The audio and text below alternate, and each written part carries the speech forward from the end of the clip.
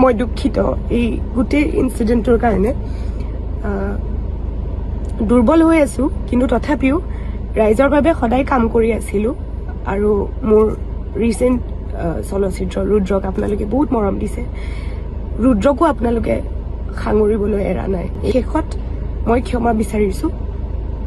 আপোনালোকে যাতে মোক ক্ষমা কৰে আৰু বেয়া মন্তব্য এটা লিখাৰ আগত দুবাৰ ভাবিব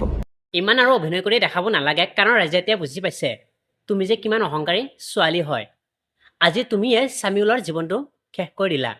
তুমি এবাৰ গৈছিলানে সামিউলৰ মাকৰ তাত সামিউলৰ মাক কি অৱস্থাত আছে কি হালত আছে চাব গৈছিলানে